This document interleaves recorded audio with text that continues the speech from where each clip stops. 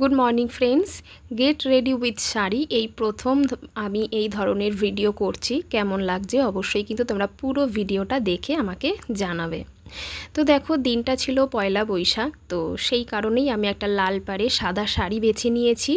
যেহেতু পয়লা বৈশাখ, তো সেই কারণে একটু সুন্দর করে সাজতে হবে, তাই ভাবলাম তোমাদের সাথে একটু শেয়ার করি।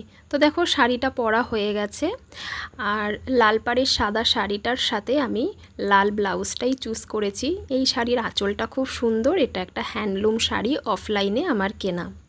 তো দেখো, শাড়ির সাথে একটু খোপা করলেই ভালো লাগে, তো আমি সেই কারণেই একটা খোপা করে নিচ্ছি চুলের কাঁটা দিয়ে। এই কাঁটাটা বোলপুর থেকে আমি কিনেছিলাম, তো সেটাই এখন খুব কম ইউজ হয়, এটা সেরকমভাবে ইউজ হয় না, তাই ভাবলাম আজকে একটু ইউজ করি। তো সবার প্রথমে আমি মুখটা ধুয়ে এসে কিন্তু ময়শ্চারাইজার আমি লাগিয়ে নিয়েছিলাম।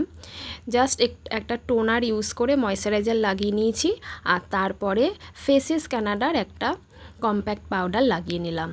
আমার মেকআপ বলতে এটাই, এছাড়া আমি আর কোনো মেকআপই কিন্তু করব না। তো ঠোঁটে একটু লিপ বাম লাগিয়ে নিলাম, আমার ঠোঁটটা প্রচুর ড্রাই। আর তার সাথে জুয়েলারি দেখো পরে নিয়েছি, এটা অক্সিলাইজারের একটা সিলভার জুয়েলারি আছে, আর তার সাথে ঝুমকা পরে নিয়েছি। আর এটা আমি একটা মেলা থেকে কিনেছিলাম, হাতের ব্যাঙ্গেলটা, তার সাথে একটা ফিঙ্গার রিং। এটা তো লাগবেই, না হলে তো দেখতে ভাল লাগে না। চলো এবারে একটু কাজল পরে নিই, কারণ কাজল ছাড়া একদমই ভালো লাগে না। আমি লোয়ার ল্যাশ লাইনে একটু কাজল পরে নিয়েছি, আর একটু আইলাইনার পরে নিয়েছি, জাস্ট এইটুকুই।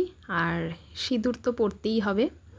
তারপরে লিপস্টিক, এটা ছাড়া তো একেবারেই আমার মেকআপটা অসম্পূর্ণ থেকে যাবে, তো সেই কারণে একটু লিপস্টিক পরে নিলাম হালকা করে, আর একটু মাস্কারা লাগিয়ে নিলাম।